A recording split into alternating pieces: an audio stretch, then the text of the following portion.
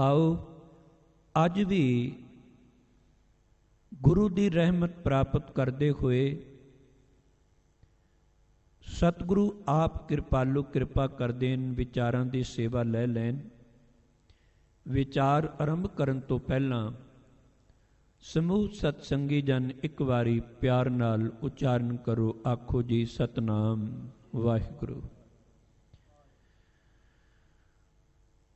करते दी कुदरत वल जदों झात मार के वेखीए ते साडे पल्ले केवल हैरानगी ही पैंदी है।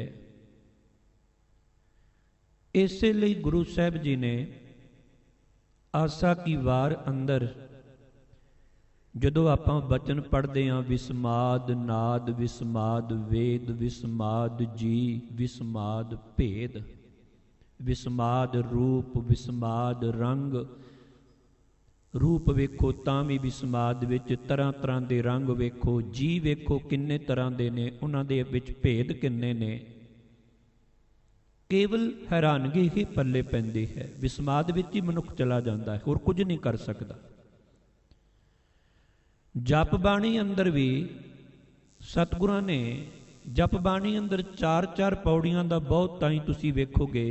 जे सुनिया वालियां पौड़ियां आईयां तां भी चार, मनन वालियां भी चार।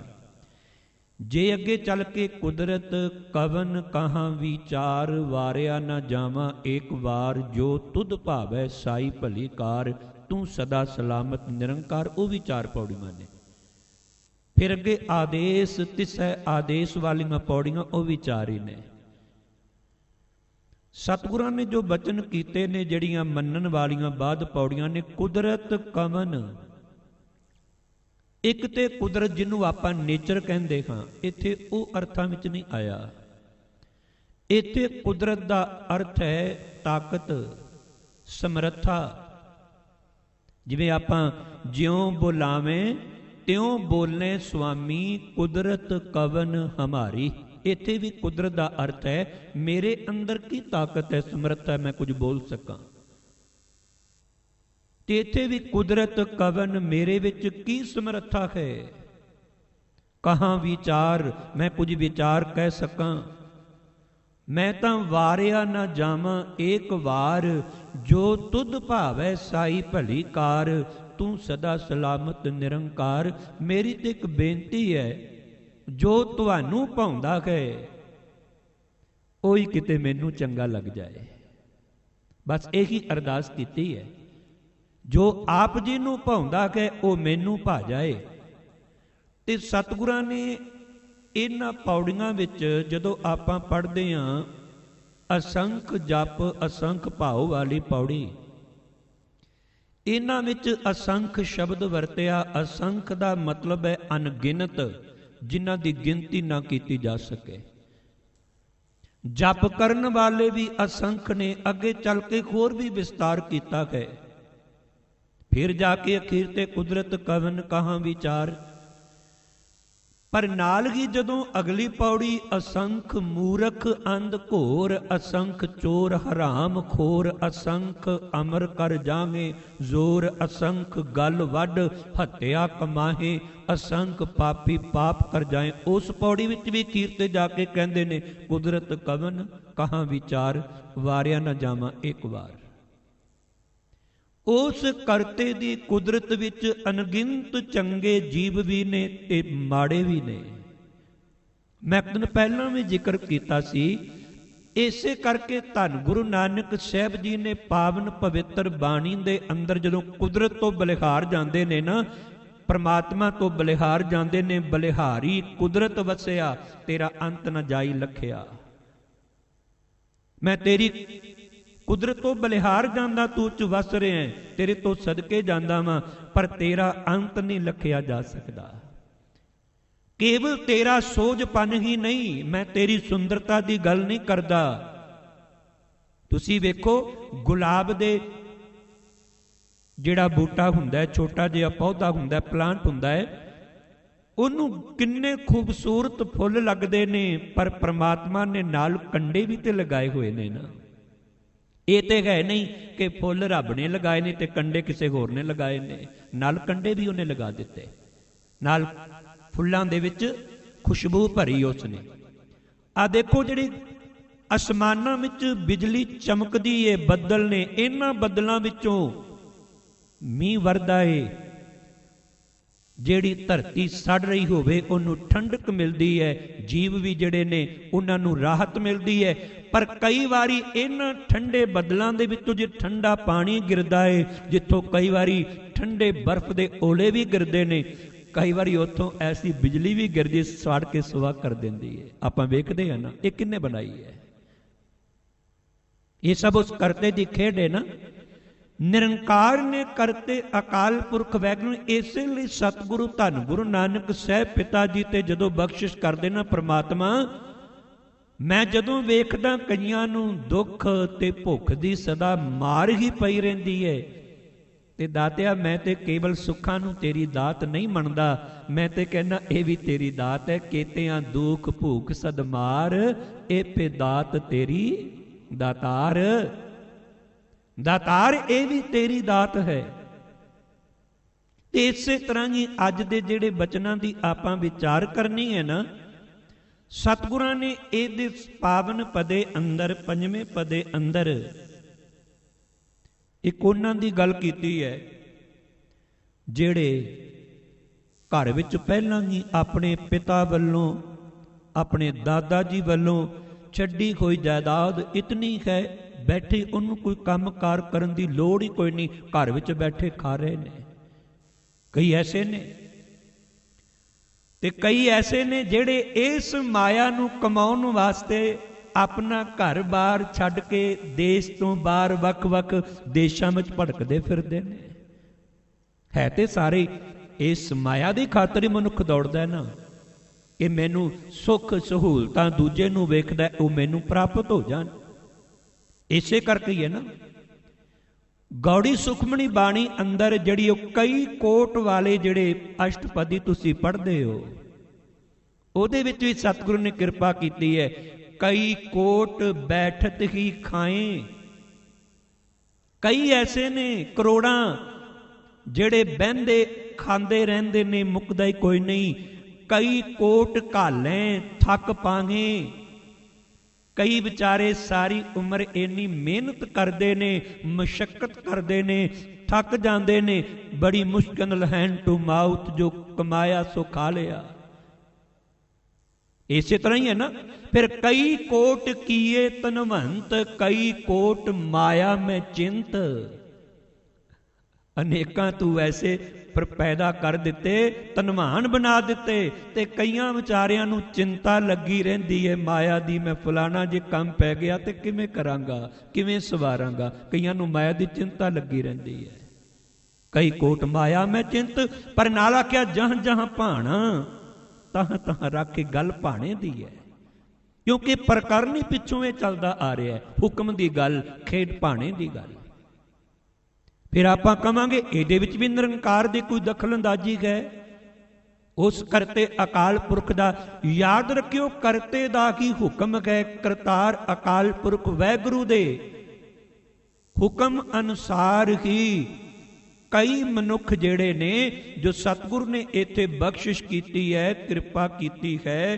ਇੱਕ ਇਹ ਵੀ ਮੈਂ ਆਪ ਦੇ ਨਾਲ ਬਚਨ ਸਾਂਝੇ ਕਰ ਲਾਂ, ਜਦੋਂ ਗੁਰਬਾਣੀ ਸਾਹਮਣੇ ਸਰੂਪ ਆਵੇ ਉਹਦਾ ਧਿਆਨ ਰੱਖਿਆ ਕਰੋ।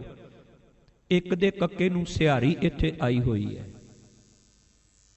ਤਿੰਨ ਰੂਪਾਂ ਵਿੱਚ ਇੱਕ ਸ਼ਬਦ ਤੁਹਾਨੂੰ ਪੜ੍ਹਨ ਨੂੰ ਮਿਲੇਗਾ।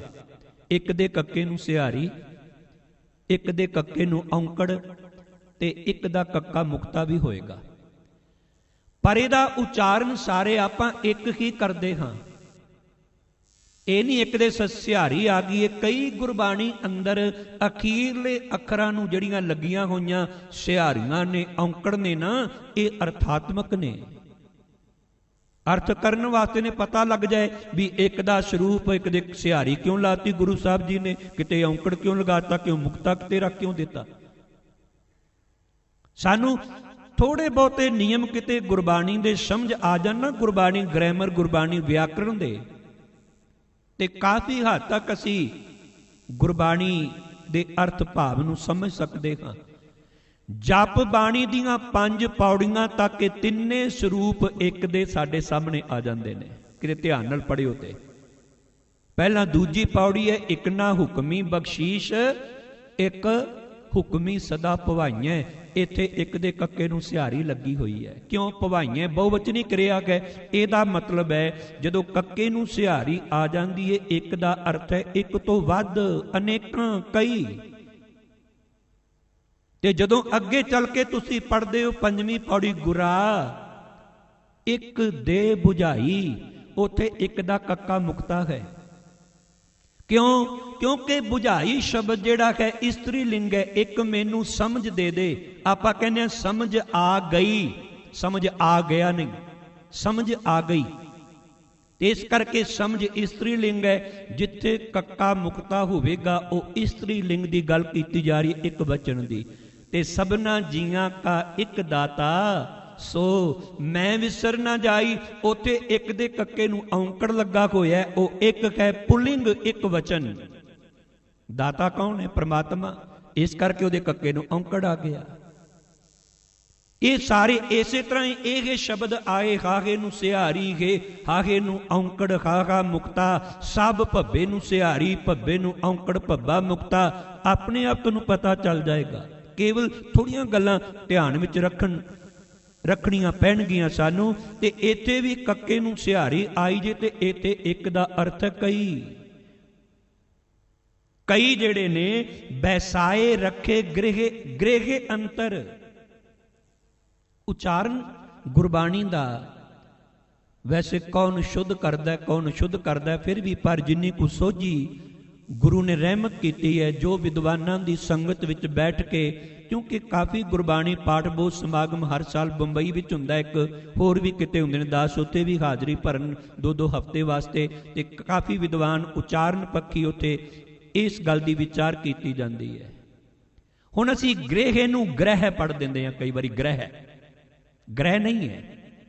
ਜਿਹੜਾ ਹਿੰਦੀ ਦਾ ਸ਼ਬਦ ਹੈ ਨਾ ਗ੍ਰਹਿ, ਉਹਦੇ ਪੈਰ ਵਿੱਚ ਰੀ ਪੈਂਦੀ ਹੈ, ਗੱਗੇ ਦੇ ਰੀ, ਉਹਨੂੰ ਕਹਿੰਦੇ ਨੇ ਗ੍ਰਹਿ। ਤੇ ਯਾਦ ਰੱਖਿਓ, ਜਿਸ ਅੱਖਰ ਨੂੰ ਸਿਹਾਰੀ ਪਈ ਹੋਵੇ ਤੇ ਉਹਦੇ ਪੈਰ ਥੱਲੇ ਹੋਵੇ ਰਾਰਾ। ਜਿਵੇਂ ਅੰਮ੍ਰਿਤ ਸ਼ਬਦ ਹੈ, ਕਈ ਵਾਰੀ ਅਸੀਂ ਅੰਮ੍ਰਿਤ ਹੀ ਕਹਿ ਦਿੰਦੇ ਹਾਂ, ਅੰਮ੍ਰਿਤ ਸ਼ਬਦ ਕੋਈ ਨਹੀਂ ਜੇ, ਅੰਮ੍ਰਿਤ ਸ਼ਬਦ ਹੈ। ਜਿਹੜੀ ਉਹ ਸਿਹਾਰੀ ਹੈ ਨਾ, ਜਿਵੇਂ ਮੰਮੇ ਅੱਖਰ ਨੂੰ ਸਿਹਾਰੀ ਲੱਗੀ ਹੈ, ਪੈਰ ਥੱਲੇ ਰਾਰਾ ਹੈ, ਤੇ ਉਹ ਸਿਹਾਰੀ ਰਾਰੇ ਨੂੰ ਬੋਲੀ ਜਾਏਗੀ, ਨਾ ਕਿ ਮੰਮੇ ਨੂੰ। ਇਸੇ ਤਰ੍ਹਾਂ ਹੀ ਇਹ ਗ੍ਰਹਿ ਸ਼ਬਦ ਜਿਹੜਾ ਹੈ ਨਾ, ਇਹ ਵੀ ਸਿਹਾਰੀ ਜਿਹੜੀ ਹੈ ਰਾਰੇ ਨੂੰ ਹੋਏਗੀ, ਨਾ ਕਿ ਗੱਗੇ ਨੂੰ। ਨਾ ਆਪਾਂ ਇਹਨੂੰ ਮੁਕਤਾ ਗ੍ਰਹਿ ਪੜ੍ਹ ਸਕਦੇ ਹਾਂ। ਉਚਾਰਨ, ਕਿਉਂਕਿ ਉਚਾਰਨ ਧਿਆਨ ਰੱਖ ਕੇ ਸਾਨੂੰ ਉਚਾਰਨ ਠੀਕ ਕਰਾਂਗੇ, ਕਿਹੜੇ ਅੱਖਰ ਦਾ ਉਚਾਰਨ ਕਿਵੇਂ ਕਰਨਾ ਹੈ, ਤੇ ਫਿਰ ਸਾਨੂੰ ਸਮਝ ਆਵੇਗੀ। ਇਸ ਲਈ ਇੱਥੇ ਗ੍ਰਹਿ ਸ਼ਬਦ ਆਇਆ ਹੈ। ਤੇ ਗ੍ਰਹਿ ਦਾ ਅਰਥ ਜੇ ਘਰ, ਇੱਕ ਤਾਂ ਹੁੰਦਾ ਗ੍ਰਹ ਨਿਵਾਰੇ ਸਤਿਗੁਰੂ, ਉੱਥੇ ਗੱਗਾ ਰਾਰਾ ਹਾਹਾ ਮੁਕਤਾ ਹੀ ਹੈ। ਉੱਥੇ ਗ੍ਰਹਿ ਜਿਹੜੇ ਹੁੰਦੇ ਨੇ ਨਾ, ਆ ਕਹਿੰਦੇ ਫਲਾਣੇ ਤੇ ਗ੍ਰਹਿ ਸਵਾਰ ਹੋ ਗਿਆ, ਕੋਈ ਸ਼ਨੀ ਕਿਤੇ ਤੇ ਮੰਗਲ ਕਿਸੇ ਤੇ ਕੁਝ, ਕਿਤੇ ਸੇ ਕੁਝ, ਉਹ ਗ੍ਰਹਿ ਉਹਨਾਂ ਵਾਸਤੇ ਸ਼ਬਦ ਹੈ ਗ੍ਰਹਿ। ਤੇ ਗ੍ਰਹਿ ਦਾ ਅਰਥ ਹੈ ਘਰ। ਸਤਿਗੁਰਾਂ ਨੇ ਇੱਥੇ ਗ੍ਰਹਿ ਸ਼ਬਦ ਇੱਕ ਬੈਸਾਏ ਰੱਖੇ ਗ੍ਰਹਿ ਅੰਤਰ। ਤੇ ਅੰਤਰ ਦੀ ਵੀ ਮੈਂ ਗੱਲ ਕਰ ਦੇਵਾਂ। ਅੰਤਰ ਦੇ ਰਾਰੇ ਨੂੰ ਸਿਹਾਰੀ ਆਏਗੀ ਤੇ ਇਹ ਸੰਬੰਧਕ ਰੂਪ ਵਿੱਚ ਹੋਏਗਾ। ਇਹਦਾ ਅਰਥ ਹੋਏਗਾ ਵਿੱਚ। ਤੇ ਅੰਦਰ ਆਏ ਤਾਂ ਵੀ ਇਸੇ ਤਰ੍ਹਾਂ ਰਾਰੇ ਨੂੰ ਸਿਹਾਰੀ। ਜੇ ਕਿਤੇ ਅੰਤਰ ਦੇ ਰਾਰੇ ਨੂੰ ਔਂਕੜ ਆ ਜਾਏ, ਉਹਦਾ ਅਰਥ ਹਿਰਦਾ, ਅੰਤਸ਼ਕਰਨ ਜਿਹਨੂੰ ਆਪਾਂ ਕਹਿ ਦਿੰਦੇ ਆ। ਸਤਿਗੁਰਾਂ ਨੇ ਵੀ ਕੋਈ ਕਮਾਲ ਕੀਤੀ ਪਈ ਹੈ। ਪਰ ਇਹਨਾਂ ਗੱਲਾਂ ਵੱਲ ਧਿਆਨ ਕੌਣ ਦੇਵੇ? ਜਿਹਨੂੰ ਅਸੀਂ ਆਪਣਾ ਗੁਰੂ ਕਹਿੰਦੇ ਹਾਂ, ਸਭ ਕੁਝ ਗੁਰੂ ਵਾਸਤੇ ਸਾਡੇ ਕੋਲ 24 ਘੰਟਿਆਂ ਵਿੱਚ ਘੰਟਾ ਵੀ ਨਹੀਂ ਕਿ ਅਸੀਂ ਧਿਆਨ ਨਾਲ ਬਾਣੀ ਪੜ੍ਹ ਸਕੀਏ। ਕੀ ਆਪਾਂ ਘੰਟਾ ਵੀ ਨਹੀਂ ਦੇ ਸਕਦੇ? ਕਹਿ ਦਿੰਦੇ ਆ ਤੁਮਰੀ ਕਿਰਪਾ ਮੈਂ ਸੂਖ ਘਨੇਰੇ, ਤੁਮ ਮਾਤ ਪਿਤਾ ਹਮ ਬਾਰਿਕ ਤੇਰੇ। ਤੂੰ ਸਭ ਕੁਝ ਸਾਡਾ ਗੁਰੂ ਸਭ ਕੁਝ ਹੈ, ਪਰ ਗੁਰੂ ਨੂੰ ਸਮਝਣ ਦਾ ਆਪਾਂ ਯਤਨ ਨਹੀਂ, ਚੰਗੇ ਧਿਆਨ ਨਾਲ ਬਾਣੀ ਪੜ੍ਹਨ ਦੀ ਕੋਸ਼ਿਸ਼ ਨਹੀਂ ਕਰਦੇ। ਕਰਨੀ ਪਵੇਗੀ। ਹਰ ਸਿੱਖ ਜਦੋਂ ਧਿਆਨ ਨਾਲ ਬਾਣੀ ਪੜ੍ਹੇਗਾ, ਸੱਚ ਜਾਣਿਓ, ਕੋਈ ਮੇਰੇ ਵਰਗਾ ਇੱਥੇ ਆ ਕੇ ਗੁਰਬਾਣੀ ਆਪਣੀ ਮਰਜ਼ੀ ਨਾਲ ਅਰਥ ਨਹੀਂ ਕਰ ਸਕੇਗਾ।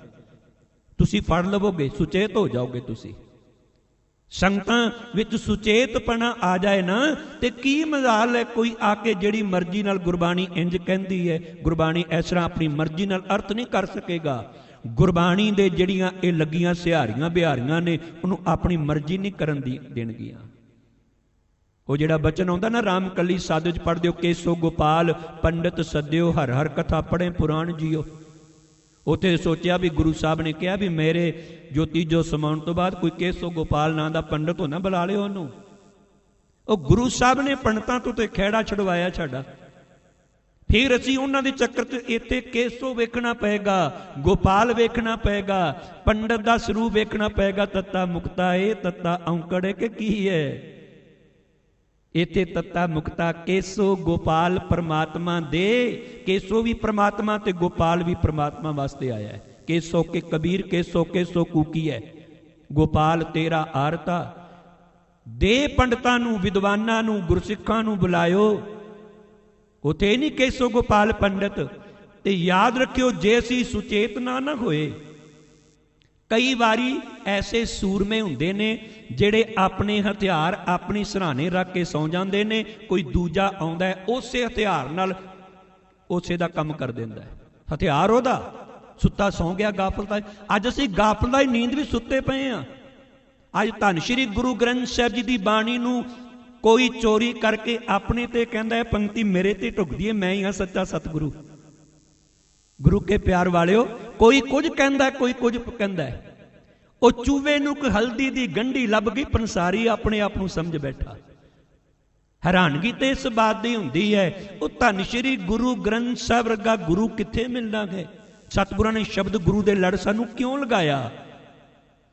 ਪਰ ਅੱਜ ਅਸੀਂ ਇਸੇ ਧੰਨ ਗੁਰੂ ਗ੍ਰੰਥ ਸਾਹਿਬ ਪਿਤਾ ਜੀ ਨੂੰ ਮੈਂ ਬੇਨਤੀ ਕਰਾਂ, ਤੋੜਨ ਵਾਲੇ ਤੁਹਾਨੂੰ ਬੜੇ ਮਿਲ ਜਾਣਗੇ, ਗੁਰੂ ਗ੍ਰੰਥ ਸਾਹਿਬ ਨਾਲੋਂ ਜੋੜਨ ਵਾਲੇ ਵਿਰਲੇ ਜੇ। ਜਿਹੜੇ ਆਪ ਜੁੜੇ ਨੇ ਤੁਹਾਨੂੰ ਵੀ ਜੋੜ ਦੇਣ ਕਿਤੇ। ਬਾਣੀ ਨਾਲ ਜੁੜਨਾ ਹੈ, ਪਰ ਬਾਣੀ ਦੀ ਸਮਝ ਹੋਵੇਗੀ ਤਾਂ ਆਪਾਂ ਬਾਣੀ ਨਾਲ ਜੁੜੇ ਰਵਾਂਗੇ। ਬਾਣੀ ਦੇ ਸਿਧਾਂਤਾਂ ਤੋਂ ਜਾਣੂ ਹੋਵਾਂਗੇ ਤਾਂ ਜੁੜੇ ਰਵਾਂਗੇ।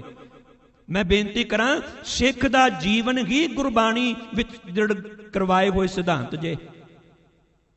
ਮੱਛੀ ਹੁੰਦੀ ਹੈ ਨਾ ਪਾਣੀ ਵਿੱਚ, ਜੇ ਮੇਰੇ ਵਰਗਾ ਨੂੰ ਤੀਰ ਨਾਲ ਮਾਰਨ ਦਾ ਯਤਨ ਕਰੇ, ਬੰਦੂਕ ਨਾਲ ਮਾਰਨ ਦਾ ਯਤਨ ਕਰੇ, ਤਲਵਾਰ ਨਾਲ ਨਹੀਂ ਮਰ ਸਕੇਗੀ।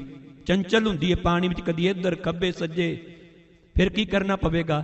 ਬਸ ਇੱਕੋ ਹੀ ਗੱਲ ਕਰਨੀ ਪਵੇਗੀ, ਕੁੰਡੀ ਉੱਤੇ ਮਾਸ ਦਾ ਟੁਕੜਾ ਲਗਾ ਦਿਓ ਜਾਂ ਜਾਲ ਸੁੱਟ ਦਿਓ, ਪਾਣੀ ਤੋਂ ਵੱਖ ਕਰ ਦਿਓ, ਆਪਣੇ ਆਪ ਮਰ ਜਾਏਗੀ। ਮਾਰਨ ਦੀ ਲੋੜ ਹੀ ਕੋਈ ਨਹੀਂ ਹੈ। ਅੱਜ ਸਿੱਖ ਨੂੰ ਬਾਣੀ ਨਾਲੋਂ ਵੱਖ ਕਰ ਦਿਓ, ਸਿੱਖ ਮਰ ਗਿਆ ਸਮਝ ਲਵੋ। ਆਤਮਕ ਮੌਤ ਹੋ ਗਈ ਉਹਦੀ, ਉਹ ਜਿੰਦਾ ਨਹੀਂ ਰਹਿ ਸਕਦਾ। ਬਾਹਰੋਂ ਵੇਖਣ ਨੂੰ ਕਹਿ ਸਕਦੇ ਆ ਵੀ ਜਿਉਂਦਾ ਪਿਆ ਹੈ। ਗੁਰੂ ਕੇ ਪਿਆਰ ਵਾਲਿਓ, ਗੁਰਬਾਣੀ ਹੀ ਗੁਰ ਜੇਵਡ ਦਾਤਾ ਕੋ ਨਹੀਂ ਜਿਨ ਦਿੱਤਾ ਆਤਮ ਦਾਨ। ਉਹ ਗੁਰੂ ਬਾਣੀ ਵਰਗਾ ਗੁਰੂ ਕਿਹੜਾ ਹੋ ਸਕਦਾ ਹੈ ਜੋ ਆਤਮਿਕ ਜੀਵਨ ਦੀ ਦਾਤ ਸਾਨੂੰ ਬਖਸ਼ਿਸ਼ ਕਰਦੇ ਨੇ। ਕਿਉਂ ਅੱਜ ਅਸੀਂ ਇਸ ਗੁਰੂ ਨੂੰ ਛੱਡ ਕੇ ਸ਼ਰੀਰਾਂ ਮਗਰ ਕਿਉਂ ਸ਼ਰੀਰਾਂ ਦੀ ਭਾਲ ਕਰਦੇ ਹਾਂ? ਸ਼ਰੀਰ ਤੇ ਕਈ ਆਏ ਤੇ ਕਈ ਚਲੇ ਗਏ, ਕਈ ਚਲੇ ਜਾਣਗੇ, ਪਰ ਸਤਿਗੁਰੂ ਮੇਰਾ ਸਦਾ ਸਦਾ ਜੇ। ਗੁਰੂ ਕੇ ਪਿਆਰ ਵਾਲਿਓ, ਉਹ ਗੁਰਬਾਣੀ ਰੂਪ ਵਿੱਚ। ਇਸ ਕਰਕੇ ਗੁਰਬਾਣੀ ਨੂੰ ਆਪ ਪੜ੍ਹਨ ਦਾ ਸੁਭਾਅ ਬਣਾਈਏ, ਆਪਾਂ ਉਹਨੂੰ ਸਮਝਣ ਦਾ ਵੀ ਯਤਨ ਕਰੀਏ, ਘਰ ਵਿੱਚ ਸਟੀਕ ਰੱਖੀਏ। ਭਾਵੇਂ ਗੁਰਦੁਆਰੇ ਤੇ ਆਉਣਾ ਹੀ ਹੈ, ਕਥਾ ਸੁਣਨੀ ਹੈ।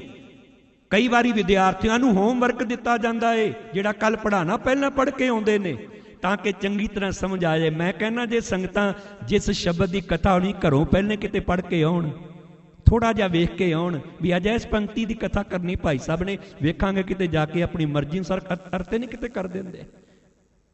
ਥੋੜਾ ਜਿਹਾ ਧਿਆਨ ਸੁਚੇਤ, ਕਈ ਆਖ ਜੇ ਪੜ੍ਹ ਕੇ ਆਉਣਾ ਫਿਰ ਇੱਥੇ ਆਉਣ ਦਾ ਕੀ ਫਾਇਦਾ ਹੈ? ਇਹੀ ਫਾਇਦਾ ਜੇ, ਤਾਂ ਕਿ ਸਾਡੇ ਅੰਦਰ ਸੁਚੇਤਪਨ ਰਹੇਗਾ। ਧੰਨ ਗੁਰੂ ਗੁਰੂ ਅਰਜਨ ਦੇ ਪਿਤਾ ਜੀ ਬਖਸ਼ਿਸ਼ ਕਰਦੇ ਪਏ ਨੇ, ਜਿਹੜੇ ਇੱਕ ਨੇ, ਕਈ ਐਸੇ ਨੇ ਪ੍ਰਮਾਤਮਾ, ਕਈ ਤੇ ਘਰ ਅੰਦਰ ਬੈਠੇ ਨੇ, ਉਹਨਾਂ ਨੂੰ ਕੋਈ ਬਾਹਰ ਮੁਸ਼ੱਕਤ ਕਰਨ ਦੀ ਲੋੜ ਹੀ ਕੋਈ ਨਹੀਂ, ਘਾਲਣ ਦੀ ਮਾਇਕ ਪੱਖ ਤੋਂ। ਤੇ ਕਈ ਐਸੇ ਵੀ ਨੇ, ਇੱਕ ਪਠਾਏ ਦੇਸ ਦਿਸੰਤਰ, ਘਰ ਤੋਂ ਦੂਰ, ਪਰਿਵਾਰ ਤੋਂ ਦੂਰ।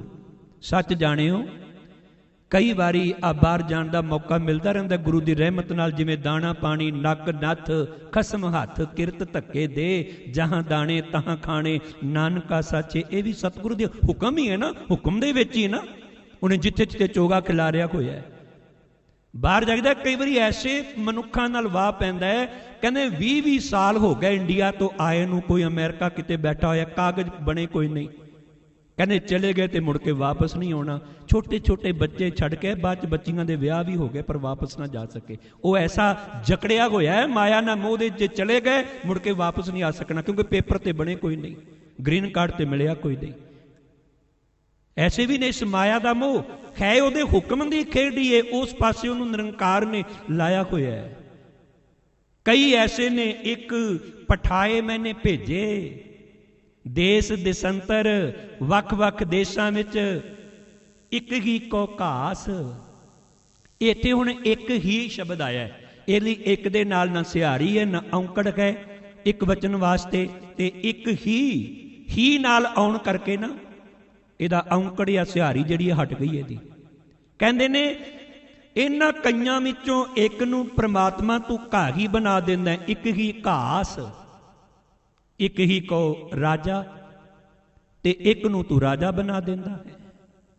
ਗੱਲ ਦਰਅਸਲ ਸਤਿਗੁਰੂ ਗੁਰਦੇਵ ਪਿਤਾ ਜੀ ਜੋ ਇੱਥੇ ਸਮਝਾਣੀ ਚਾਹੁੰਦੇ ਨੇ ਨਾ, ਕਹਿੰਦੇ ਨੇ ਉਹਦੇ ਹੁਕਮ ਦੀ ਖੇਡ ਜੇ ਇਹ ਸਾਰੀ, ਘਰ ਬੈਠੇ ਖਾਈ ਜਾਣਾ, ਵੱਡਿਆਂ ਵਡੇਰਿਆਂ ਦਾ ਧਨ ਮਿਲ ਜਾਣਾ, ਕਈ ਬਾਹਰ ਭਟਕਦੇ ਫਿਰਨਾ, ਕਈਆਂ ਨੇ ਘਾਹੀ ਬਣ ਜਾਣਾ, ਕਈਆਂ ਨੇ ਰਾਜੇ ਬਣ ਜਾਣਾ। ਭਾਵ ਤੇ ਇੱਥੇ ਇਹ ਸਮਝਾਇਆ ਗਿਆ ਹੈ, ਜੇ ਕੋਈ ਰਾਜਾ ਏ ਤੇ ਜੇ ਕੋਈ ਬੈਠਾ ਘਰ ਵਿੱਚ ਖਾ ਰਿਹਾ ਹੈ, ਉਹਨੂੰ ਮਿਹਨਤ ਕਰਨ ਦੀ ਲੋੜ ਨਹੀਂ, ਉਹਨੂੰ ਕਿਤੇ ਕਿਸੇ ਪ੍ਰਕਾਰ ਦਾ ਅਭਿਮਾਨ ਨਾ ਹੋ ਜਾਏ, ਅਹੰਕਾਰ ਨਾ ਹੋ ਜਾਏ। ਬਸ ਗੱਲ ਇਹ ਵੀ ਹੁਕਮ ਦੀ ਖੇਡ ਸਮਝੇ ਵੀ ਉਹਦੇ ਹੁਕਮ ਦੇ ਵਿੱਚ ਹੀ ਮਾਲਕ ਨੇ ਮੈਨੂੰ ਸੁੱਖ ਦਿੱਤੇ ਨੇ ਤੇ ਇਹਦੀ ਰਹਿਮਤ ਹੈ, ਉਹਦੀ ਬਖਸ਼ਿਸ਼ ਹੈ, ਇਹ ਉਹਦੀ ਰਹਿਮਤ ਨਾਲ ਹੈ। ਨਹੀਂ ਤਾਂ ਭਗਤ ਸਾਹਿਬਾਨ ਦੇ ਬਚਨ ਕਿਤੇ ਪੜ੍ਹੀਏ ਨਾ, ਇੰਨੀ ਉੱਚੀ ਅਵਸਥਾ ਕਿਤੇ ਗੁਰੂ ਰਹਿਮਤ ਕਰੇ ਕਿਤੇ ਸਾਡੀ ਵੀ ਕਿਤੇ ਹੋ ਜਾਏ, ਪਰ ਹੈ ਮੈਂ ਤੇ ਅਸੰਭਵ ਹੀ ਮੰਨਦਾ। ਵੈਸੇ ਕੋਈ ਅਸੰਭਵ ਕੰਮ ਹੁੰਦਾ ਨਹੀਂ ਹੈ, ਮੇਰੇ ਵਾਸਤੇ ਲੱਗਦਾ ਹੈ ਪਤਾ ਨਹੀਂ ਗੁਰੂ ਨੇ ਤੁਹਾਡੇ ਵਿੱਚੋਂ ਕਿਸੇ ਦੀ ਐਸੀ ਅਵਸਥਾ ਉੱਚੀ ਕੀਤੀ ਵੀ ਹੋਵੇ, ਜੋ ਰਾਜ ਮੰਗਾ, ਜੋ ਭੀਖ ਮੰਗਾਵੇਂ, ਜੋ ਰਾਜ ਦੇਹੇ ਤਾਂ ਕਮਨ ਵਡਾਈ। ਜੇ ਮੈਨੂੰ ਰਾਜਾ ਬਣਾ ਦੇਵੇਂ ਕੀ ਕਾਹਦੀ ਵਡਿਆਈ ਹੋਗੀ, ਬਣਾਇਆ ਤੇ ਤੂੰ ਹੈ ਨਾ, ਇਹ ਚ ਮੇਰਾ ਕੀ ਜ਼ੋਰ ਹੈ। ਫਿਰ ਆਖਣਗੇ ਭੀਖ ਮੰਗਾਵੇਂ ਤਾਂ ਕਿਆ ਘਟ ਜਾਈ। ਦਾਤਿਆ ਜੇ ਤੂੰ ਮੇਰੇ ਹੱਥ ਵਿੱਚ ਭੀਖ ਦਾ ਠੂਠਾ ਫੜਾ ਦੇਵੇਂ ਤੇ ਇਹਦੇ ਵਿੱਚ ਮੇਰਾ ਘਟ ਕੀ ਚੱਲਿਆ, ਉਹ ਤੋਂ ਵੱਧ ਕੀ ਗਿਆ ਸੀ। ਧੰਨ ਗੁਰੂ ਰਾਮਦਾਸ ਸਾਹਿਬ ਪਿਤਾ ਜੀ ਦੇ ਬਚਨ ਤੁਸੀਂ ਰੋਜ਼ ਪੜ੍ਹਦੇ ਹੋ, ਸੋ ਪੁਰਖ ਵਾਲੀ ਪੌੜੀ ਵਿੱਚ ਧਿਆਨ ਦਿਆ ਕਰੋ। ਇੱਕ ਦਾਤੇ ਇੱਕ ਭੇਖਾਰੀ ਜੀ, ਸਭ ਤੇਰੇ ਚੋਜ ਵਿਡਾਣਾ। ਇੱਕ ਦਾਤੇ, ਉੱਥੇ ਵੀ ਕਈ ਦਾਤੇ ਜੇ, ਦਾਤੇ ਸ਼ਬਦ ਵੀ ਬਹੁਵਚਨ ਨੇ ਨਾ, ਇੱਕ ਦੇ ਕੱਕੇ ਨੂੰ ਸਿਹਾਰੀ। ਇੱਕ ਦਾਤੇ, ਕਈ ਦਾਤੇ ਨੇ, ਕਈ ਭਿਖਾਰੀ ਨੇ, ਭਾਵ ਕਈ ਦੇਣ ਵਾਲੇ ਨੇ ਤੇ ਕਈ ਉਹਨਾਂ ਤੋਂ ਲੈਣ ਵਾਲੇ ਮੰਗਤੇ ਨੇ। ਪਰ ਗੁਰੂ ਰਾਮਦਾਸ ਪਿਤਾ ਜੀ ਕਹਿੰਦੇ ਸਭ ਤੇਰੇ ਚੋਜ ਵਿਡਾਣਾ। ਪ੍ਰਮਾਤਮਾ ਸਾਰੇ ਤੇਰੇ ਚੋਜ ਨੇ, ਤੇਰੀ ਖੇਡ ਹੈ। ਫਿਰ ਆਖਣ ਲੱਗੇ ਤੂੰ ਆਪੇ ਦਾਤਾ ਆਪੇ ਭੁਗਤਾ ਜੀ, ਹਉ ਤੁਧ ਬਿਨ ਅਵਰ ਨਾ ਜਾਣਾ। ਦੇਣ ਵਾਲੇ ਵਿੱਚ ਹੀ ਮੈਨੂੰ ਤੂੰ ਹੀ ਦਿਸਦਾ ਤੇ ਲੈਣ ਵਾਲੇ ਵਿੱਚ ਹੀ ਮੈਨੂੰ ਤੂੰ ਹੀ ਦਿਸਦਾ। ਗੁਰਮਤ ਅੰਦਰ ਇਸੇ ਕਰਕੇ ਜਦੋਂ ਸਿੱਖ ਕੁਝ ਕਿਸੇ ਨੂੰ ਦਿੰਦਾ ਹੈ ਨਾ, ਆਪਣੇ ਆਪ ਨੂੰ ਦਾਨੀ ਨਹੀਂ ਸਦਾਉਂਦਾ। ਉਹ ਤੇ ਕਹਿੰਦਾ ਹੈ ਅਕਾਲ ਪੁਰਖ ਪਿਤਾ ਨੇ, ਗੁਰਪਿਤਾ ਨੇ ਜਿਹੜੀਆਂ ਦਾਤਾਂ ਦਿੱਤੀਆਂ ਨੇ, ਉਹ ਚੋਂ ਮੈਂ ਕਿਸੇ ਨੂੰ ਜੇ ਕੁਝ ਦੇ ਦਿੱਤਾ ਤੇ ਵੰਡ ਕੇ ਛਕਣ ਵਾਲੀ ਗੱਲ ਸੀ। ਕਿਰਤ ਕਰੋ, ਨਾਮ ਜਪੋ ਤੇ ਵੰਡ ਕੇ ਛਕਣ ਦਾ ਮਤਲਬ ਕੀ ਹੈ? ਦੋਨੋਂ ਚੀਜ਼ਾਂ ਵੰਡ ਕੇ ਛਕਣੀਆਂ ਨੇ, ਕਿਰਤ ਵੀ ਅਤੇ ਉਹਦੀ ਕੀਰਤੀ ਵੀ। ਆਪ ਜਪੋ ਅਵਰਾ ਨਾਮ ਜਪਾਵੋ, ਤੇ ਜਿਹੜੇ ਆਪਾਂ ਧਰਮ ਦੀ ਕਿਰਤ ਕਰਦੇ ਆ ਉਹਦੇ ਵਿੱਚੋਂ ਵੀ ਜੋ ਕਿਰਤ ਕਮਾਈ ਸੋ ਸਾਨੂੰ ਪ੍ਰਾਪਤ ਹੋਵੇ ਨਾ, ਉਹ ਵੀ ਵੰਡ ਕੇ ਛਕਣਾ ਹੈ। ਕਿਸੇ ਲੋੜਵੰਦ ਨੂੰ ਦੇ ਕੇ ਇਹ ਨਾ ਸਮਝੀ ਕਿ ਕਿਤੇ ਮੈਂ ਦਾਤਾ ਬਣ ਗਿਆ ਵਾਂ। ਪਤਾ ਨਹੀਂ ਅੱਜ ਜਿਹੜਾ ਤੇਰੇ ਅੱਗੇ ਝੋਲੀ ਅੱਡ ਕੇ ਖੜਾ ਹੈ, ਕੋਈ ਐਸਾ ਵਕਤ ਹੈ ਕੱਲ ਨੂੰ ਇਹਦੇ ਅੱਗੇ ਤੈਨੂੰ ਝੋਲੀ ਅੱਡ ਕੇ ਖੜਾ ਹੋਣਾ ਪਵੇ। ਵਕਤ ਦਾ ਕੀ ਪਤਾ ਹੈ? ਗੁਰੂ ਕੇ ਵਕਤ ਦਾ ਕੋਈ ਪਤਾ ਨਹੀਂ। ਸਮੇਂ ਦੀ ਮਾਰ ਕਦੋਂ, ਕਿਹੜਾ ਪਾਸਾ ਕਦੋਂ ਕਿਸ ਪਾਸੇ ਹੋ ਜਾਏ। ਸਤਿਗੁਰਾਂ ਨੇ ਰਹਿਮਤ ਕੀਤੀ ਹੈ, ਬਖਸ਼ਿਸ਼ ਕੀਤੀ ਸਾਡੇ ਉੱਤੇ, ਸਾਨੂੰ ਹੰਕਾਰ ਤੋਂ ਬਚਾਉਣ ਵਾਸਤੇ। ਕਿਤੇ ਰਾਜੇ ਬਣ ਕੇ ਆਪਾਂ ਹੰਕਾਰੀ ਨਾ ਬਣ ਜਾਈਏ, ਨਹੀਂ ਤੇ ਰਾਜੇ ਆਮ ਕਰਕੇ ਹੰਕਾਰੀ ਹੁੰਦੇ ਨੇ।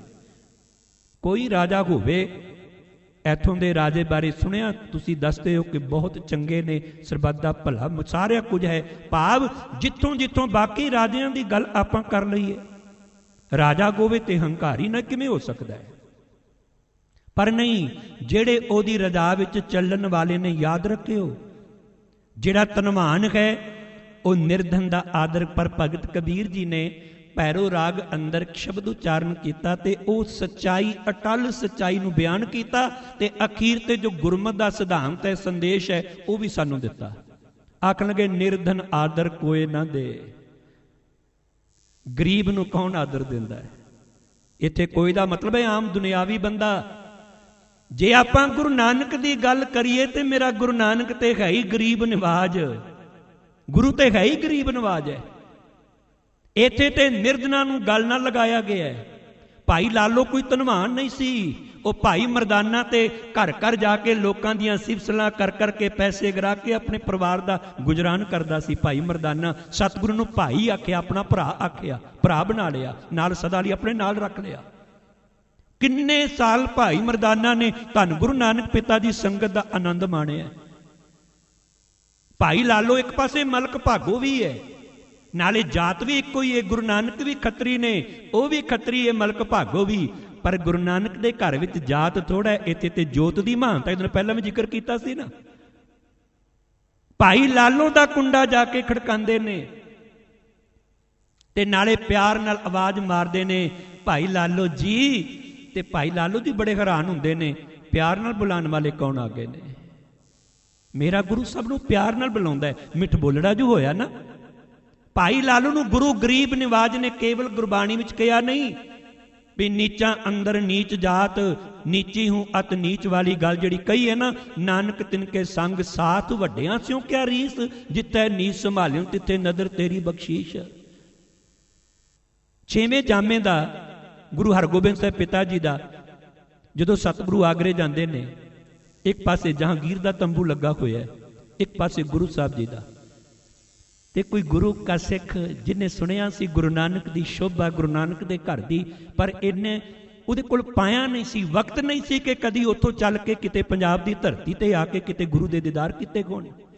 ਹੈ ਸੀ ਗਰੀਬ ਘਸਿਆਰਾ ਸੀ, ਘਾਹ ਖੋਤਰਨ ਵਾਲਾ, ਘਾਹ ਖੋਦ ਕੇ ਵੇਚ ਦੇਣਾ, ਉਹ ਜੋ ਮਿਲਣਾ ਉਹਨਾਂ ਗੁਜ਼ਾਰਾ ਕਰ ਲੈਣਾ।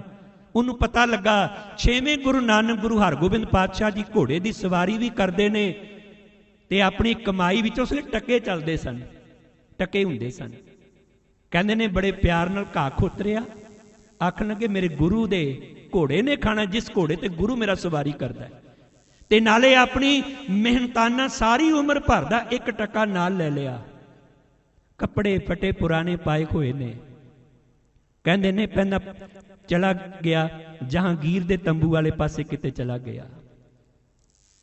ਘਾਹ ਦੀ ਪੰਡ, ਹੁਣ ਬਾਦਸ਼ਾਹਾਂ ਦੇ ਅੱਗੇ ਕੋਈ ਘਾਹ ਦੀ ਪੰਡ ਮੱਥਾ ਟੇਕ ਕੇ ਬਾਦਸ਼ਾਹ ਮੈਨੂੰ ਮਜ਼ਾਕ ਕਰਦਾ ਪਿਆ, ਮੈਂ ਇੰਨਾ ਵੱਡਾ ਰਾਜਾ ਮਹਾਰਾਜਾ। ਘਾਹ ਦੀ ਪੰਡ ਤੇ ਬਾਹਰ ਸੁਟਾ ਦਿੱਤੀ, ਇੱਕ ਟੱਕਾ ਜਾ ਕੇ ਮੱਥਾ ਟੇਕ ਦਿੱਤਾ ਜਹਾਂਗੀਰ ਨੂੰ। ਕੀ ਚਾਹੀਦਾ? ਆਖਣ ਲੱਗਾ ਮੈਨੂੰ ਜੀਵਨ ਮੁਕਤੀ ਚਾਹੀਦੀ ਹੈ, ਮੈਨੂੰ ਆਪਣੇ ਨਾਲ ਮਿਲਾ ਲਵੋ, ਮੇਰੇ ਤੇ ਮੈਨੂੰ ਨਾਮ ਦੀ ਦਾਤ ਦੇ ਦੇਵੋ, ਮੇਰੀਆਂ ਝੋਲੀਆਂ ਭਰ ਦਿਓ। ਜਹਾਂਗੀਰ ਸਮਝ ਗਿਆ ਇਹਨੂੰ ਭੁਲੇਖਾ ਲੱਗ ਗਿਆ, ਇਹ ਭੁਲੇਖੇ ਵਿੱਚ ਪੈ ਗਿਆ। ਮੈਂ ਤੇ ਦੁਨਿਆਵੀ ਬਾਦਸ਼ਾਹ, ਆਖਣ ਲੱਗਾ ਹੋਰ ਕੁਝ ਮੰਗ ਲੈ ਜੋ ਮੰਗਣੀ ਇੱਥੋਂ ਮਿਲ ਸਕਦਾ ਹੈ। ਆਖਣ ਲੱਗਾ ਨਹੀਂ, ਮੈਨੂੰ ਹੋਰ ਕੁਝ ਨਹੀਂ ਚਾਹੀਦਾ, ਮੈਂ ਤੇ ਇੰਨੇ ਚਿਰਾਂ ਦੀ ਤਾਂਘ ਮਨ ਮੇਰੇ ਗੁਰੂ ਦੇ ਦੀਦਾਰ ਕਰਨ ਦੀ ਅੱਜ ਮੌਕਾ ਮਿਲਿਆ, ਮੈਂ ਹੋਰ ਕੁਝ ਕਿਵੇਂ ਮੰਗ ਲਵਾਂ। ਕਹਿੰਦੇ ਨੇ ਜਿਹੜਾ ਟੱਕਾ ਮੱਥਾ ਟੇਕਿਆ ਸੀ ਵਾਪਸ ਚੁੱਕਿਆ ਤੇ ਬਾਦਸ਼ਾਹ ਨੇ ਤੇ ਉਹਦੇ ਅਹਿਲਕਾਰਾਂ ਨੇ ਕਿਹਾ ਤੈਨੂੰ ਪਤਾ ਹੈ ਜਿਹੜੀ ਚੀਜ਼ ਬਾਦਸ਼ਾਹ ਅੱਗੇ ਰੱਖ ਦਿੱਤੀ ਜਾਏ ਉਹ ਮੁੜ ਕੇ ਚੁੱਕੀ ਨਹੀਂ ਜਾਂਦੀ। ਆਖਣ ਲੱਗੇ ਮੈਨੂੰ ਕੋਈ ਨਹੀਂ ਪਤਾ ਇਹਦੀ ਸਜ਼ਾ ਕੀ ਹੁੰਦੀ ਹੈ, ਚੁੱਕੀ ਜਾਂਦੀ ਹੈ, ਪਰ ਇਹ ਤੇ ਮੈਂ ਆਪਣੇ ਗੁਰੂ ਦੇ ਦਰ ਤੇ ਭੇਟ ਕਰਨ ਵਾਸਤੇ ਲੈ ਕੇ ਆਇਆ, ਇਹ ਬਾਦਸ਼ਾਹ ਦੇ ਦਰ ਤੇ, ਦੁਨਿਆਵੀ ਬਾਦਸ਼ਾਹ ਦੇ ਦਰ ਤੇ ਭੇਟ ਨਹੀਂ ਹੋ ਸਕਦਾ। ਗੁਰੂ ਕੇ ਪਿਆਰ ਵਾਲਿਓ, ਜਦੋਂ ਟਕਾ ਲੈ ਕੇ ਘਾਹ ਦੀ ਪੰਡ ਲੈ ਕੇ ਗੁਰੂ ਹਰਗੋਬਿੰਦ ਪਾਤਸ਼ਾਹ ਜੀ ਦੇ ਕੋਲ ਪਹੁੰਚਿਆ, ਉਹ ਗਰੀਬ ਘਾਹੀ ਸਿੱਖ ਸਤਿਗੁਰਾਂ ਨੇ ਕੁੱਟ ਕੇ ਗਲਵੱਕੜੀ ਨਾਲ ਲਾ ਲਿਆ। ਇਹ ਨਹੀਂ ਵੇਖਿਆ ਮੇਰੇ ਸਿੱਖ ਦੇ ਕੱਪੜੇ ਬੜੇ ਫਟੇ ਹੋਏ ਨੇ, ਇਹ ਚੋਂ ਪਸੀਨੇ ਦੀ ਬਦਬੂ ਆ ਰਹੀ ਹੈ ਜਾਂ ਕੀ ਹੋ ਰਿਹਾ ਹੈ। ਗੁਰੂ ਕੇ ਪਿਆਰ ਵਾਲਿਓ, ਝਾਤ ਮਾਰੀਏ, ਅੱਜ ਸਾਡੇ ਗੁਰੂ ਘਰ ਗਰੀਬ ਨਵਾਜ ਨੇ, ਕਿਤੇ ਅਮੀਰ ਨਵਾਜ ਤੇ ਨਹੀਂ ਹੋ ਗਏ। ਕਿਤੇ ਅਸੀਂ ਜਿਸ ਗੁਰੂ ਦੀਆਂ ਕਥਾ ਕਹਾਣੀਆਂ ਤੇ ਕਰਦੇ ਸੁਣਦੇ ਹਾਂ, ਉਹ ਤੇ ਸਤਿਗੁਰੂ ਗੁਰੂ ਗਰੀਬ ਨਵਾਜ ਹੋਏ ਨੇ। ਅੱਜ ਕਿਤੇ ਅਸੀਂ ਸਿੱਖ ਉਹਦੇ ਅਮੀਰ ਨਵਾਜ ਹੋ ਕੇ ਤੇ ਨਹੀਂ ਕਿਤੇ ਰਹਿ ਕੇ ਗਰੀਬਾਂ ਨੂੰ ਨਿਵਾਜਣ ਦੀ ਬਜਾਏ। ਸਿੱਖਾ, ਜੋ ਗੁਰੂ ਵਿੱਚ ਗੁਣ ਨੇ ਉਹੀ ਤੇ ਤੇਰੇ ਵਿੱਚ ਹੋਣੇ ਚਾਹੀਦੇ ਨੇ। पर वो घाही बन के ही सारी उम्र इस तरह करके ही संतुष्ट है। अज गुरु दे गल नाल लग के ओनू वो सारियां रहमतां प्राप्त हो गईयां जिन्हां दी वो मन अंदर चाहना करदा सी। मेरा गुरु घाइयां नाल नफरत नहीं जे करदा, मेरा गुरु गरीब नाल नफरत नहीं करदा, गुरु ते गरीब नवाज है। पर भगत कबीर जी कहने निर्धन आदर कोई ना दे। आम संसारी बंदे दी जिहड़ी आदत है ना, कंगाल कित्थे घर आ गया है, कुछ मंगण आ गया होवेगा, होर इहने की करन आउणा सी, वो भावें बेचारा वैसे मिल नहीं आया होवे। लाख जतन करे वो चित ना धरे, लख जतन करे कि इनू मैं समझा देवां, इनू खुश करां, पर नहीं, उहदे कीते होए जतन किसे काम नहीं आउंदे। लाख जतन करे वो चित ना धरे। ते अगे चल के भगत कबीर जी ने जो लिखिया, जो निर्धन सरधन कह जाए, आगे बैठा पीठ फिराए। कंगाल बंदा किते धनवान दे घर चला जाए ना, तो कई बार अंदरों उसने कहा जाओ कह दो घर है ही नहीं है, भावें घर ही बैठा होवे। सच्चाइयां ने ये बिल्कुल। पर जो सरधन निर्धन कह जाए, दिया आदर लिया बिठाए। उन्होंने बेचारे नू पता नहीं लगता मैं केड़ी चीज ते बिठावां, मेरे घर इन्ना धनवान बंदा आ गया, मेरे घर आ गया। हैरान हुंदा है भी गरीब दे घर अमीर किवें आ गया। ते कबीर जी भगत जी कहते ने, निर्धन सरधन दोनों भाई, प्रभु की कला ना मेठी जाई। ये प्रभु की कला है। कहते ने है दोनों में ही वो परमात्मा की जोत, भावें कोई गरीब है ते भावें कोई अमीर है, दोनों प्रभु की कला मेटी नहीं जा सकती। कह कबीर निर्धन है सोई जाके हिरदै नाम ना होई।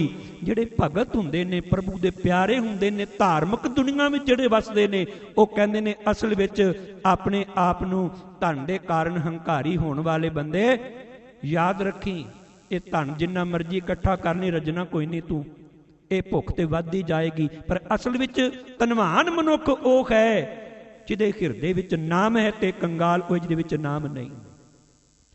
जिन कै हिरदे तू वसै ते नर गुणी गहीर, जिनके पल्ले धन वसै तिनका नाउ फकीर। फकीर दा इत्थे कंगाल जे, जिन्हां दे पल्ले केवल दुनियावी धन वसदा है, वो ते कंगाल ही कंगाल ने, होर कुछ नहीं। इस करके जिन्हां ते रहमत हुंदी है ना, जिन्हां ते बख्शिश हो जाए ना, वो अपनी औकात नूं कदी नहीं भुलदे, औकात नूं चेते रखदे ने। मैं कित्थों अज मालक ने जे मैनूं इत्थे राजा बना दिता है, ते पहलां मैं की हुंदा सां। एक गल कह के समाप्ति कर देवां। एक राजा, उहदी कोई संतान नहीं सी, सड़क ते तुरिया जांदियां कई उहदी निगाह विच पैंदे, सोचदा रहिंदा किनू मतवन्ना पुत्र बनावां। कहंदे ने एक दिन नौजवान बच्चा घसियारा घाह खोतरन वाला, राजे दी पारखू निगाह ने पता नहीं की उहदे च वेखिया, परख लिया, सियाणा सी, बुलाया अपने कोल, पुछया कौन है तेरा, अगे पिछे कोई नहीं, घाह वेच के गुजारा करदा वां। कहन लगे आ मेरे नाल बैठ, बिठाया, घर लै गया, अपना मतवन्ना पुत्र बनाया उसनूं। बड़ा कुछ ओदी ऐन उसे तरह जिवें राजकुमारां दी देखभाल अपने कोल बिठाना करना, ताकि आने वाले समय में राज भागे नूं दे सकां। वो जिहड़ा राजकुमार बनिया, मतवन्ना पुत्र बनिया ना, उन्हें अपना एक वखरा कमरा सी जिहदे विच ताला लगा के चाबी अपने कोल रखदा सी। शामी सवेरे दोनों वक्त जाना। उन्हें पता लग गया कि बादशाह ने मैनूं मतवन्ना पुत्र क्यों बनाया है, इसे करके बनाया ताकि कल मैं राजा बन सकां। हुण जिहड़े वजीर हुंदे ने भी सानूं ही राजा बना देना, जरूर पुत्र बनाना सी कोई, वो ते विचों ईरखा करदे ने ना। वो आखण लगे राजन जिन्हों तुसीं मतवन्ना पुत्र बनाया है ना, वो शाम सवेरे कमरे विच जांदा है, ताला लगाया, चाबी अपने कोल रखदा है, थोड़ी देर कमरे च बैठ के फिर बाहर आ जांदा है, शामी भी सवेरे भी। समझ नहीं आउंदी उत्थे की उन्हें छुपा के रखिया, किसी नूं ना होर कोई जांदा नहीं उत्थे। राजे ने एक दिन फिर बुला के पूछया, बेटा कोई तेरा अपना पर्सनल कमरा भी है जिथे तू जांदा है? आख लगा जांदा। कहने कि पता लगा शाम सवेरे जांदा है, इस बारे किसी नूं जानकारी नहीं, की करन जांदा है? आखन लगा आओ तुहानूं मैं विखा दियां मैं कित्थे जांदा वां। कहा ते कहे ते शायद तुसीं विश्वास ना करो। राजे नूं नाल लिया, जाके की वेखिया, टुट्टी जी संदूकड़ी पई हुई है एक, उस संदूकड़ी विच घाह खोतन वाला खुरपा पिया होया एक, ਘਾਹ ਦੀ ਪੰਡ ਬੰਨਣ ਵਾਲੀ ਉਹ ਰੱਸੀਆਂ ਦੀ ਬਣੀ ਹੋਈ ਤਰੰਗਲੀ ਜੀ ਪਈ ਹੋਈ ਹੈ। ਆਖਣ ਲੱਗਾ, ਰਾਜਨ ਮੈਂ ਸ਼ਾਮ ਤੇ ਸਵੇਰੇ ਆ ਕੇ ਇਹਨਾਂ ਚੀਜ਼ਾਂ ਦੇ ਦਰਸ਼ਨ ਕਰਦਾ ਤਾਂ ਕਿ ਕੱਲ ਨੂੰ ਰਾਜਾ ਬਣ ਕੇ ਕਿਤੇ ਆਪਣੀ ਔਕਾਤ ਨਾ ਭੁੱਲ ਜਾਵਾਂ। ਮੈਂ ਸੋਚਾਂ ਕਦੀ ਮੈਂ ਘਸਿਆਰਾ ਹੁੰਦਾ ਸਾਂ, ਅੱਜ ਇਹ ਰਾਜਾ ਬਣਿਆ ਵਾਂ ਤੇ ਉਹਦੀ ਮਿਹਰ ਨਾਲ, ਉਹਦੀ ਬਖਸ਼ਿਸ਼ ਨੇ ਤੁਹਾਡੇ ਨਾਲ ਮਿਲਾਪ ਕਰਵਾਇਆ, ਤੁਸੀਂ ਮੈਨੂੰ ਮਤਵੰਨਾ ਪੁੱਤਰ ਬਣਾ ਲਿਆ, ਅੱਜ ਰਹਿਮਤ ਹੋ ਗਈ ਜੇ ਘਸਿਆਰਾ ਤੋਂ ਰਾਜਾ ਬਣਿਆ। ਇਸ ਕਰਕੇ ਗੁਰੂ ਕੇ ਪਿਆਰ ਵਾਲਿਓ, ਜਿਹੜੇ ਗੁਰਮੁਖ ਪਿਆਰੇ ਹੁੰਦੇ ਨੇ ਉਹ ਤੇ ਸਭ ਉਸੇ ਪ੍ਰਭੂ ਦੀ ਖੇਡ ਸਤਿਗੁਰੂ ਬਖਸ਼ਿਸ਼ ਕਰਦੇ ਨੇ। ਕਿਨਹੀ ਕੋਰ ਇੱਕ ਹੀ ਕੋ ਰਾਜਾ, ਇਨਮੇ ਕਹੀਏ ਕਿਆ ਕੂੜਾ। ਚ ਕੀ ਕਹੀਏ ਪ੍ਰਮਾਤਮਾ, ਕੋਈ ਝੂਠ ਕਿ ਤੂੰ ਝੂਠਾ ਹੈ ਜਾਂ ਇਹਨਾਂ ਵਿੱਚੋਂ ਕੌਣ ਝੂਠਾ ਹੈ? ਨਹੀਂ, ਇਹ ਸਭ ਤੇਰੀ ਰਹਿਮਤ, ਤੇਰੀ ਬਖਸ਼ਿਸ਼, ਤੇਰਾ ਹੁਕਮ ਹੈ। ਸਤਿਗੁਰੂ ਰਹਿਮਤ ਕਰਨ, ਕਿਰਪਾਲੂ ਪਿਤਾ ਜੀ ਬਖਸ਼ਿਸ਼ ਕਰਦੇ ਨੇ। ਇਹ ਕਿਤੇ ਹੁਕਮ ਦੀ ਖੇਡ, ਕਿਤੇ ਹੁਕਮ ਵਿੱਚ ਚੱਲਣ ਦੀ ਜਾਚ ਸਾਨੂੰ ਵੀ ਆ ਜਾਏ, ਤਾਂ ਕਿ ਅਸੀਂ ਵੀ ਇਹਨਾਂ ਜੋ ਸਾਡੇ ਮਨ ਅੰਦਰ ਗਰੀਬਾਂ ਪ੍ਰਤੀ ਨਫ਼ਰਤ ਜਾਂ ਹੋਰ ਐਸੀਆਂ ਗੱਲਾਂ ਬਣੀਆਂ ਹੋਈਆਂ ਨੇ, ਇਹਨਾਂ ਤੋਂ ਮੁਕਤ ਹੋ ਸਕੀਏ। ਧੰਨਵਾਦ ਕੋਟਾਨ ਕੋਟ ਗੁਰੂ ਗ੍ਰੰਥ ਸਾਹਿਬ ਜੀ ਦਾ, ਜਿਨ੍ਹਾਂ ਨੇ ਆਪ ਵਿਚਾਰਾਂ ਦੀ ਦਸਰੇ ਪਾਸੋਂ ਸੇਵਾ ਲਈ ਹੈ। ਵਿਚਾਰਾਂ ਕਰਦੇ ਹੋਏ ਭੁੱਲਣਾ ਲਈ ਦਸ ਰਾਖੀ ਮੰਦਾ ਜਾ ਚੁੱਕੇ। ਬੁਲਾਓ ਫਤਿਹ। ਵਾਹਿਗੁਰੂ ਜੀ ਕਾ ਖਾਲਸਾ, ਵਾਹਿਗੁਰੂ ਜੀ ਕੀ ਫਤਿਹ।